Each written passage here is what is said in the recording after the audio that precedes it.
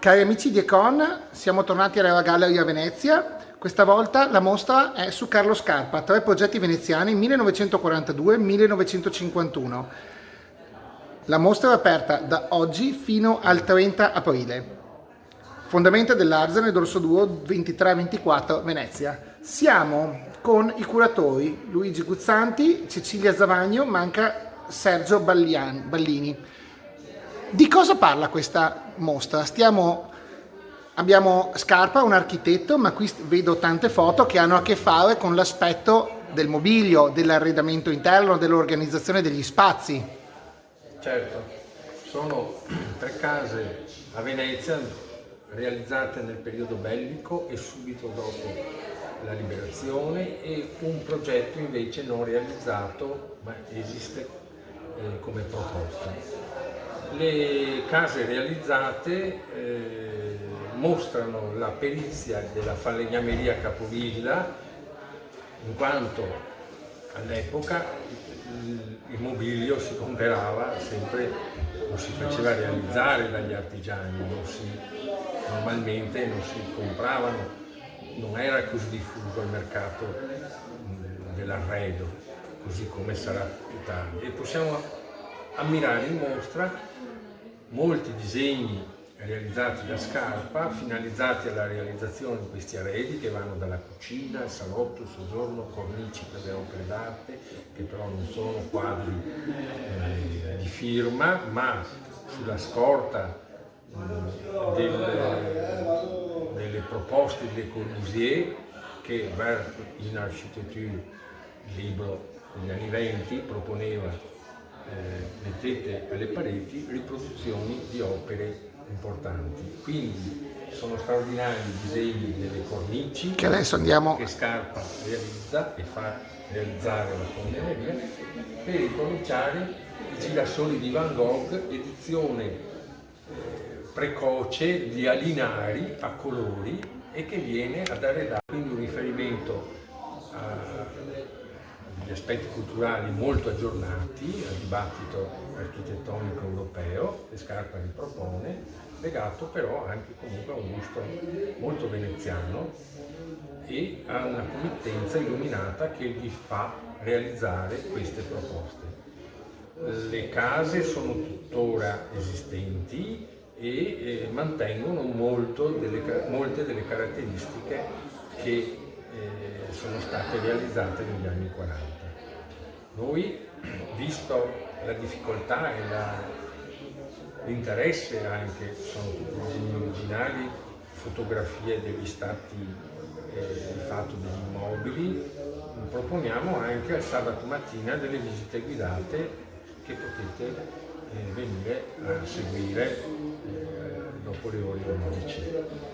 È interessante, così, la prima cosa che colpisce, appena entrati, troviamo queste 4 foto di interni, questa alternanza di colori molto chiari, giallo, poi verde, che si alternano subito, di queste foto a colori, ma forse non siamo abituati a immaginare questi interni di questo genere in una casa veneziana.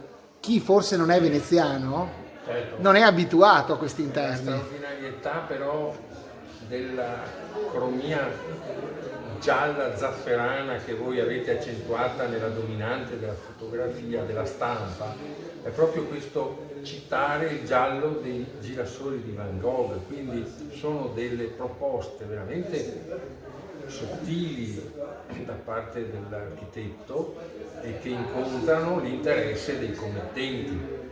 Quindi anche nella casa Bellotto si può vedere il lavoro sulla cromia degli interni, che si riferisce comunque certamente non a una tradizione antiquariale della città, ma comunque per gli anni 40 del secolo scorso una proposta estremamente moderna.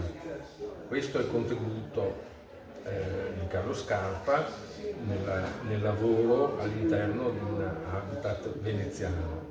Nel caso invece del progetto non realizzato di casa Gianmario Vianello del 51, anch'esso estremamente interessante perché riprende dei temi legati al linguaggio di Frank Lloyd Wright, che alla fine degli anni 40 e primi degli anni 50 Scarpa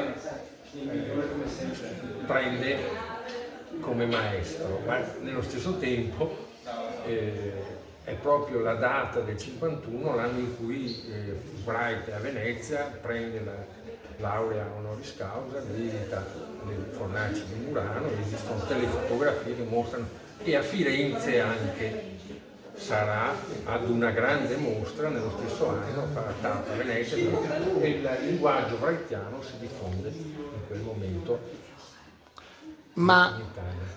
chiedo adesso a Cecilia, che è l'altra curatrice, com'è stato interagire con questi interni? Perché a me quella cosa che fa impressione è che sono passati più di 80 anni e sono ancora lì. Cioè è difficilissimo trovare una casa che conservi i medesimi interni, i medesimi mobili, senza intromissioni, cambiamenti. È vero che sono fatti da Scarpa, quindi cioè, non è manifattura di una famiglia che riconoscono anche l'idea di dover continuare e mantenere questo patrimonio. Certo. Com'è vederla da fuori questa cosa qui per te?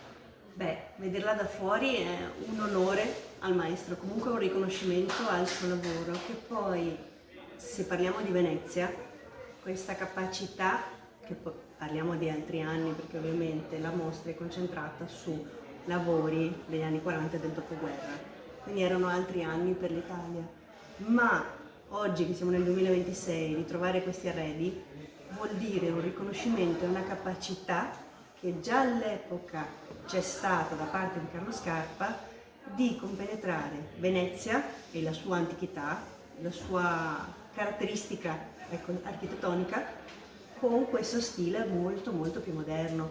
Come diceva Luigi, il fatto di richiamare il giallo zafferano ai girasoli di Van Gogh non era da poco, un'attenzione ai dettagli così particolari, a tutti questi studi geometrici. No, anche perché cioè, io adesso cerco di ragionare da storico dell'arte e ragiono sul significato del colore che ha avuto a partire dalla ricerca di Kandinsky, e quindi il giallo con un'interpretazione anche junghiana completamente diverso, è un colore legato non alla stabilità, il giallo nella lettura. Ma guarda, sono estremamente d'accordo con te, in questa occasione non possiamo approfondire questi aspetti. Certo è che le date della maturazione, Scarpa termina gli studi, si affaccia all'attività dell'insegnamento e del lavoro, è proprio quella degli primi anni 20 e gli anni 20, è proprio un periodo straordinario dal punto di vista culturale. Dobbiamo ricordare che la Biennale a Venezia era una cassa di risonanza delle ricerche più all'avanguardia d'Europa, e l'interesse per i testi di Kandinsky e per il neoplasticismo per Scarpa sono appurati. Quindi c'è anche psicanalisi in questa ricerca di fare questi interni? No, non c'è psicanalisi, c'è però un'empatia straordinaria del soggetto progettante, Carlo Scarpa, che aveva un interesse, una cultura per il mondo, per i testi, come venivano chiamati, testi delle arti figurative, delle arti, il sensolato, straordinaria per tutte le epoche. Lui è il grande allestitore delle mostre del dopoguerra, del Cinquecento veneziano, di Bellini, dei maestri della luce del paesaggio veneto, e anche il compagno di strada, come abbiamo messo nella sezione specifica, di tutti gli artisti moderni di Venezia del dopoguerra. Ecco, lui dentro questa dimensione lavora e produce delle opere straordinarie, proprio un'adesione totale. Molte sono delle poche che ha realizzato, molte sono demolite. Un testo come quello che citavi tu è appunto dimostrabile testualmente proprio in un'insegna oggi scomparsa, che era un negozio di maglieria e vestiti, che si trovava vicino a Piazza San Marco, si chiamava La Piavola de Franza. Lui nell'insegna cita proprio delle modalità Kandinsky e anche i colori primari. Sì, certo, è perché la prima cosa che mi ha colpito, e io apprezzo Cecilia, è il fatto che uno entra e si trova subito il colore, che uno non si aspetta. Perché questo è anche un colore decantato, perché poi il colore, le pareti di scarpe, gli stucchi luce, sono quelli che sono più conosciuti. Certo, però appunto non mi aspetto. Io entro dentro per visitare la mostra e mi trovo una botta subito, un giallo, un verde, e li vedo ancora prima dei disegni. Certo. Ed è una cosa molto impattante, perché vuol dire cercare di coinvolgere subito e portare, secondo me, chi viene a visitare la mostra in un ambito completamente diverso, quasi straniante. Uno non se l'aspetta di entrare e trovarsi i colori. Vabbè, ma Carlo Scarpa comunque utilizzava anche i colori, tipo la Banca Popolare di Verona ha dei colori spettacolari, tanto è vero che il pannello un po' li richiama, il pannello introduttivo alla mostra. Quindi il colore fa parte di Carlo Scarpa fa parte. E voi avete scelto di metterli di proposito perché fa parte di Carlo Scarpa. Grazie ai due curatori e adesso andiamo avanti con gli altri. Ciao. E ora visitiamo velocemente la mostra, vediamo le foto degli interni, una serie di progetti direttamente manoscritti di Scarpa. Come stai? Guarda bene.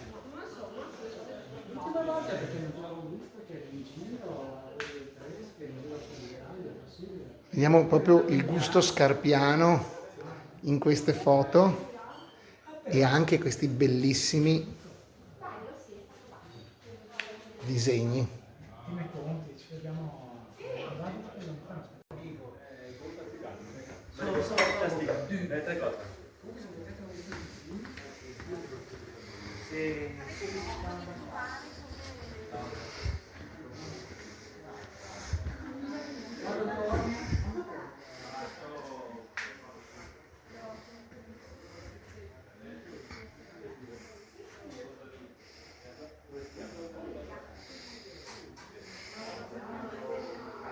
Siamo con il curatore Davide Arra e con Roberto Zancanna, critico di storia dell'architettura e curatore. Cominciamo con Davide. Davide, un bilancio di questi 5 anni ormai di mostre di Art Gallery. Cosa ci puoi raccontare sul vostro bilancio che vi ha portato sempre ad andare oltre quella che è la mostra abituale? Non ci sono soltanto pittura e scultura che occupano il 95% delle mostre, ma giustamente, come avete dimostrato voi, ci sono anche progetti interni, appunti, perché l'arte nasce anche da questo. Assolutamente, vabbè, ma noi siamo appunto un'associazione che, come hai detto tu poc'anzi, siamo nati 5 anni fa, però nel nostro, diciamo, sogno era già, facevamo cose, diciamo, precedentemente negli anni, diciamo, dal 2018-19, poi è arrivato la quarta che mi ha distrutto il vecchio studio che avevo, diciamo, sempre del suo duro, e poi ho detto ma ci serve un altro spazio.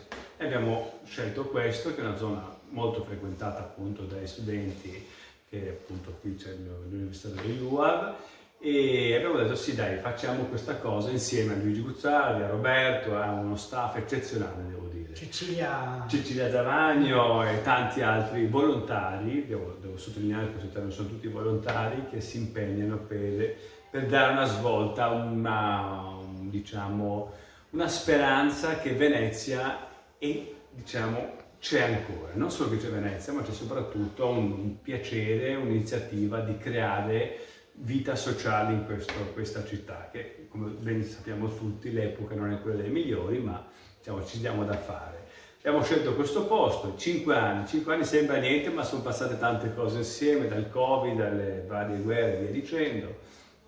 Però devo dire, nonostante che sempre ogni volta che faccio una mostra dico basta, è l'ultima questa, però la forza che ho dei ragazzi che mi circondano, mi danno l'energia che ogni volta che finisco dico no, devo ripartire con qualcos'altro. Io devo soprattutto, io e noi, visto che Roberto fa parte, è membro del direttivo dell'Associazione Lira Gallery, devo dire che sono una forza eccezionale, un piacere, un'energia che ci spinge ogni volta di dare qualcosa di più. E questa occasione, per esempio, con questi 3 progetti veneziani realizzati da Carlo Scarpa tra il 1941 e il 1952, abbiamo scelto anche un'epoca che ovviamente non era molto semplice e facile già all'epoca, perché era appunto a cavallo tra la Seconda Guerra Mondiale e il dopoguerra. Viviamo in un'epoca che è un periodo non molto diciamo delicato e semplice. Per cui abbiamo voluto anche un attimino mettere questo paragone, ecco. E il maestro, l'arte, anche in periodi così bui e difficili, comunque non si fermano, come possiamo ben vedere, disegnano, creano, perché hanno una speranza nel dopo, un periodo che passa, perché abbiamo passato l'acqua alta 2019, il Covid e questa fase transitoria, spero che sia transitoria, molto difficile. E questo, secondo me, a me insegna, penso a tutti noi, che la speranza, la forza, il sogno, il desiderio di creare, il desiderio di portare avanti i progetti, coinvolgere le persone, soprattutto tanti ragazzi, è una cosa che ci dà un'energia straordinaria e che continueremo, non 5, ma spero molto di più, con progetti in Italia e anche altrove. Non voglio incimentarmi troppo, diciamo, per quanto riguarda la mostra, perché probabilmente il curatore Luigi Guzzardi, la Cecilia Zavagno e Sergio Ballini, che purtroppo non c'era stasera per vari motivi, hanno magari specificato e dettagliato il tutto. Però io do, diciamo, un prospetto positivo, anche se è un periodo non molto semplice, per un 2026 eccellente, straordinario, esplosivo, ecco. Allora io mi collego a questa cosa che hai detto sulla continuità e sulla speranza. A me quello che ha impressionato, e qui passo la parola a Roberto, è l'idea che delle case con dei mobili di più di 80 anni fa siano ancora lì. Cioè, nella nostra abitudine di contemporanea non esiste che rimangano tutti quegli anni dei mobili, passano le mode, cambiano le persone che abitano questi luoghi. Cioè, tipo, stiamo parlando di qualcosa come se io andassi a abitare nella casa dei miei nonni con i mobili in radica comprati negli anni 30-40. Che adesso varrebbero tantissimo. Che adesso, perché nessuno è in grado, eccetera. che adesso non è nessuno in grado di farli, tra l'altro. Però non andrà. Invece queste famiglie hanno avuto la lungimiranza di mantenere, Roberto, interamente questi mobili.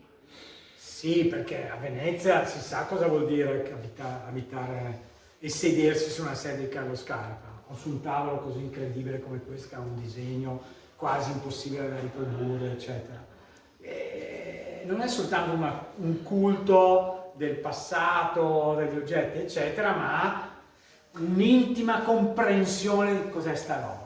E che è quello che ha fatto lui in questo luogo, continuando a portare queste mostre. Vi ricordo quella strepitosa, quelle foto di Gian, sì. che è un'altra mostra su Scarpa. Poi Ballini non è presente, ma perché è un signore di oltre 80 anni che purtroppo è malato, ma che queste cose molte le ha fatte direttamente. Quindi dovete pensare che qua c'è una roba strepitosa e bastava vedere la quantità di gente che c'era oggi. Però posso aggiungere una cosa? Certo. Devo dire che questi oggetti, quando sono andato nella casa dove risiedevano gli oggetti, casa Bellotto, e i proprietari che ce li hanno concessi, devo dire molto gentilmente, è come se volevano dire sì, ma c'è bisogno anche di uscire un attimino, coinvolgere, cioè farsi vedere. È quello che diceva Roberto, per cui portarli qui è stato non molto facile, ma è stato un grande... Prima volta in 80 anni che escono, probabilmente. È la prima volta che escono da casa Bellotto, sì. dopo diciamo la realizzazione. Da quando sono entrati è la prima volta che escono. E siamo riusciti a farli uscire. Cioè, quindi è una situazione eccezionale. Forse è perché voi pensate che lo spazio non è così grande, ma questa è una roba che potreste vedere tranquillamente in un museo a Vienna, e non faccio una citazione esatta perché fu fatta la prima mostra dopo che era morto Scarpa.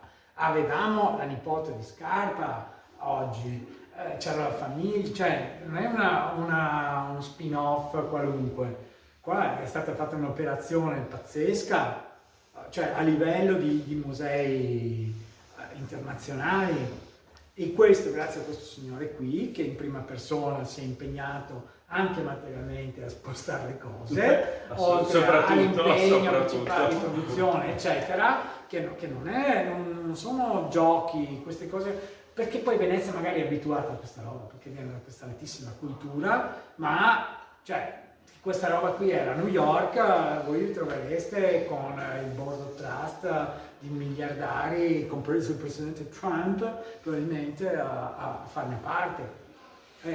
E questo mostra anche la grandezza sulla quale vuole lavorare Davide Arra, l'Era Gallery e le altre persone. Tutte le persone di questo gruppo fantastico. Sì.